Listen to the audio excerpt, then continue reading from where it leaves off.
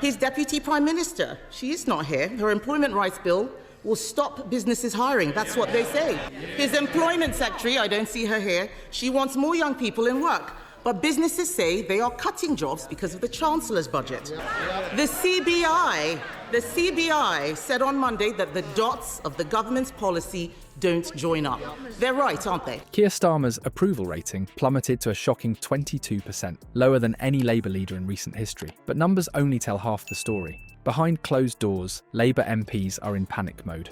We've got exclusive insights into the chaos engulfing the party and the damning evidence that's forcing many to call for Starmer's resignation. You won't believe what we've uncovered. Before we move on, I'd like to ask you a small favour. If you appreciate this content, please take a second to like this video and subscribe to the channel. Over 98% of you watch the videos without subscribing. It costs you nothing, but it makes a huge difference to us. So did you click the subscribe button? Great. Thank you so much. Now, back to the video. When Keir Starmer became leader of the Labour Party in April 2020, he stepped into a political minefield. The party was recovering from its worst election defeat since 1935. Today, they've launched a policy commission asking other people to give them some ideas for government. On Monday, she said that she wouldn't reverse the increase in national insurance.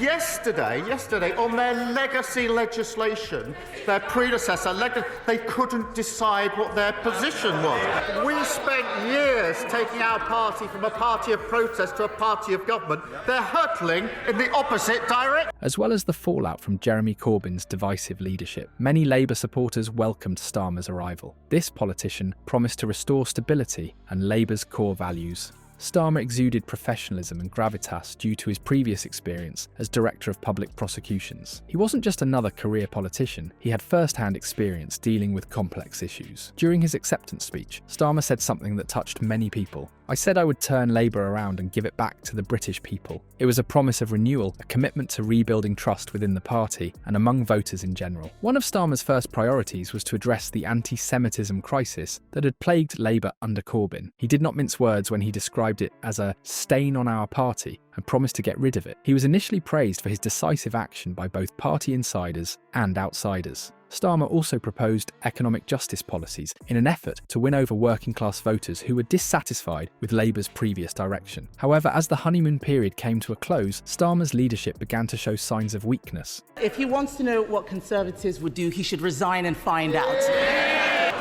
He's the one who doesn't know. He's the one who doesn't know how things work. It is not government that creates growth, Mr. Speaker. It is business. Mr. Speaker, until then, I'm the one asking the questions. There's a petition out there, 2 million people asking him to go. Critics began to doubt his ability to communicate with ordinary people. Despite his working-class upbringing, Starmer's sophisticated demeanour and legal education sometimes made him appear detached from the problems that ordinary Britons faced. His tactful approach to opposition eventually irritated those seeking a more forceful challenge to the government. Despite initially being viewed as a welcome departure from Corbyn's combative style, Starmer was charged with violating promises made to vulnerable groups, which was the first major setback. As energy prices rose, low-income families and pensioners struggled to make ends meet. Starmer's response was perceived as insensitive and out of touch, infuriating and disappointing the public. This error exemplified the growing disparity between Starmer's rhetoric and the harsh reality faced by many Labour voters. As pressure grew on Starmer's leadership, concerns arose about his ability to unite the party and present a compelling national vision. The initial optimism that greeted his election was quickly replaced with scepticism and impatience. The demand for a more dynamic and personable leader grew stronger over the next few days, laying the groundwork for the turbulent period ahead. As the initial brilliance of Starmer's leadership faded, a more sobering reality emerged. A book is being written about the Prime Minister's time in office. Apparently, it's going to be out by Christmas. Is that the release date or the title? I have been in office for just under 2 months, and I have delivered the energy price guarantee, making sure that people aren't paying £6,000 bills this winter. Now, what, Mr. Speaker?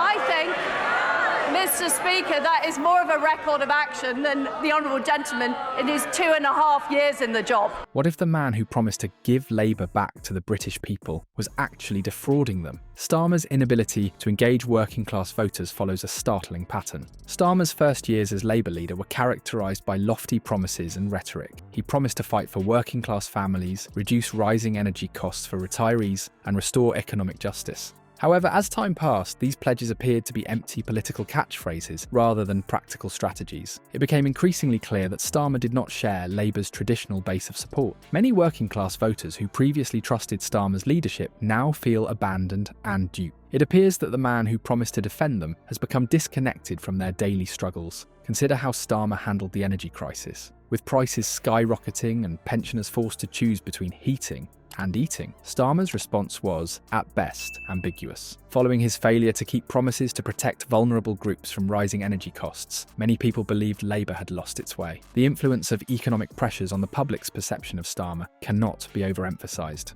As the cost of living crisis worsens and stagnant wages fall short of inflation, voters seek a leader who understands their predicament. Instead, they see a politician who appears more concerned with political intrigue than with finding solutions to real-world problems. However, it is not just broken promises that have eroded trust in Starmer's leadership. Rumours of a scandal have been spreading, implying a dark secret that could undermine his remaining credibility. Well, Mr. Speaker, our policy is to protect the most vulnerable for 2 years. She repeatedly criticised Labour's plan for a 6-month freeze on energy bills. This week, the Chancellor made it her policy. How can she be held to account when she's not in charge? I had to take the decision, because of the economic situation, to adjust our policies.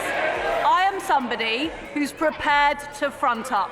I'm prepared to take the tough decisions. There is no doubt that this dispute has the potential to derail Starmer's political career, even though the specifics are unknown. As frustration grows and confidence dwindles, calls for Starmer's resignation become louder. Both MPs and voters are questioning his leadership abilities, and many believe that the Labour Party no longer effectively represents their interests. The once promising leader is currently fighting for his political life, and his chances of leading Labour to victory appear to be dwindling with each passing day. The stark contrast between Keir Starmer's early promise and his current circumstances is difficult to ignore. Starmer, once hailed as Labour's best hope, is now at the centre of a political storm. His failure to win over working-class voters and keep key promises has caused many to question his leadership. The growing disparity between Starmer's glib rhetoric and the harsh realities that ordinary Britons face has eroded trust in his leadership skills. As calls for Starmer's resignation grow, the future of Labour's leadership is uncertain. Political analysts predict a challenge to the party's leadership, based on the mention of potential successors such as Angela Rayner. This is an important moment for the Labour Party. Can they find a leader who can engage disenchanted voters and restore trust in British politics? Will they continue to struggle, caught between broken promises and unmet expectations? The answers to these questions will have long-term implications for British politics in general, as well as Labour's future.